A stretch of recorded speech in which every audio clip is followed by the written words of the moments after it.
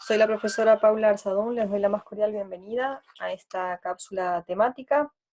En ella abordaremos la demostración del cálculo del coeficiente de Gini y para poder lograrlo, en primer lugar, haré una rápida contextualización de cómo Gini propone analizar la desigualdad de una variable y cómo su propuesta se vincula con la curva de Lorenz. Estos temas se encuadran dentro de la interrelación en el análisis del desempleo, de los salarios y de la inflación. La propuesta de Gini surge en las primeras décadas del siglo pasado.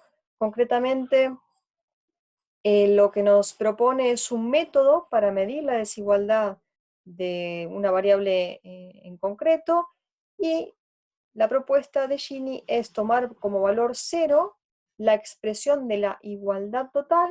De alguna manera ese cero lo podríamos visualizar como la inexistencia de desigualdad, y entonces por el contrario el valor 1 lo que refleja es la máxima desigualdad de esa variable que estamos estudiando. Entonces, este coeficiente tiene un rango entre 0 y 1. Como dijimos, el 0 expresa la igualdad total, mientras que el 1 representa la desigualdad total de esa variable que estemos estudiando. El coeficiente de Gini se basa en la curva de Lorenz, como allí lo expreso, que es una representación gráfica de una función de distribución acumulada, y se define matemáticamente como la proporción acumulada de los ingresos totales. Vamos a ver que eso se refleja en el eje Y, que obtiene las proporciones acumuladas de la población del eje X.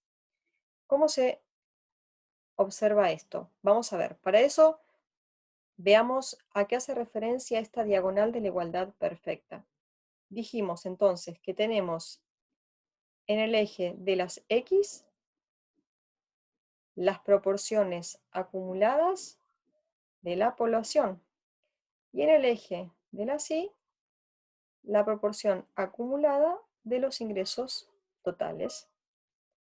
Entonces, si vamos a hablar de esa igualdad perfecta, lo que estamos diciendo es, por ejemplo, que el 10% que representa la proporción acumulada de la población, esos 10% acumulados, obtienen el 10% de los ingresos acumulados, que el 20% de la proporción de ingresos son obtenidos por la proporción acumulada del 20% de la población, y así sucesivamente. ¿Eso qué es lo que genera?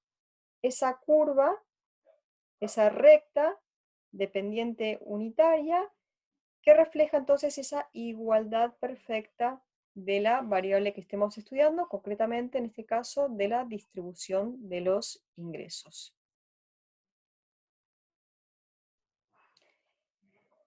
En esta gráfica podemos observar lo que estábamos anticipando ya en la diapositiva anterior. Aquí tenemos en el eje de las Y la distribución acumulada de los ingresos, y en el caso del eje de las X, de la población. ¿De acuerdo? Por eso, fíjense, como les decía anteriormente, aquí tenemos la línea, la curva de la perfecta igualdad, en donde ese 20% de la población obtiene el 20% de los ingresos, el 40% de los ingresos, el 60%, sí, y así sucesivamente hasta llegar al 100% de ambas variables.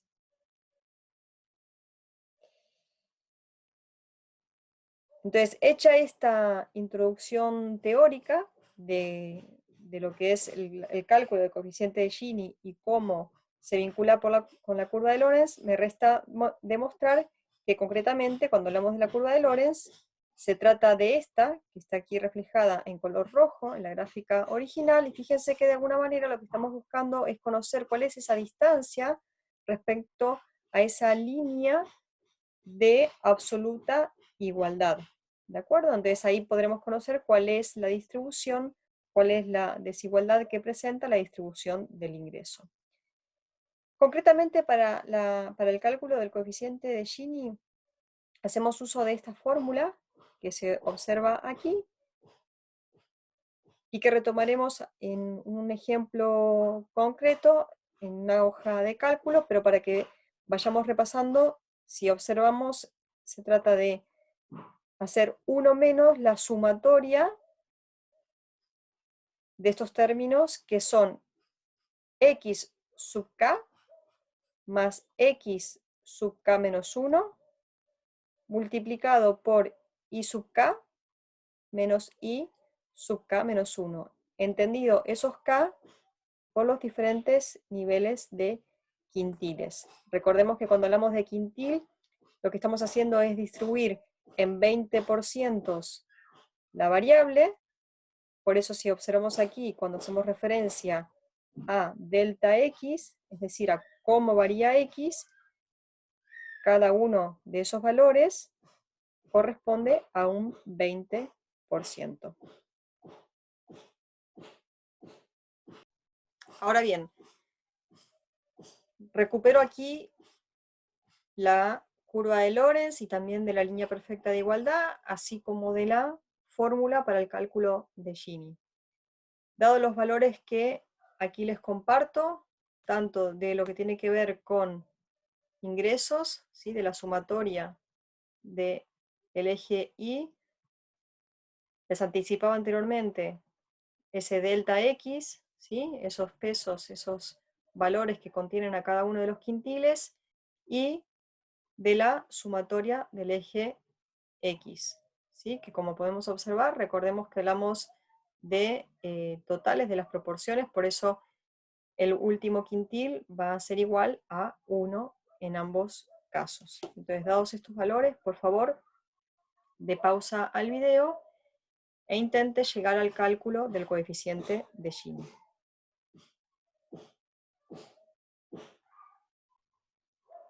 Bueno, por favor, compare sus resultados con los que presentaré y explicaré a continuación. Vamos a ir viendo cada uno de los términos primero de la ecuación del coeficiente. Dijimos que el primer término estaba dado por esta suma de x sub k más x sub k menos 1.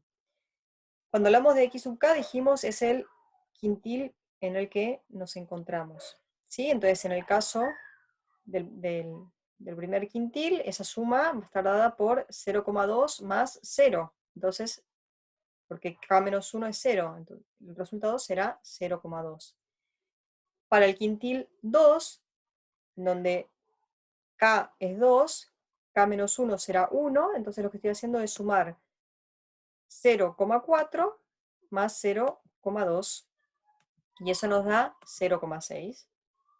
Para el quintil 3, estará haciendo 0,4 más 0,6, y eso nos da 1. Para el quintil 4, lo que estará haciendo es 0,8 más 0,6, lo cual nos da 1,4, y finalmente, para llegar a 1,8, la suma que hice es 1 más 0,8. ¿Sí? Entonces ahí llegamos a la primera expresión. Luego tenemos el valor de i sub k menos i sub k menos 1.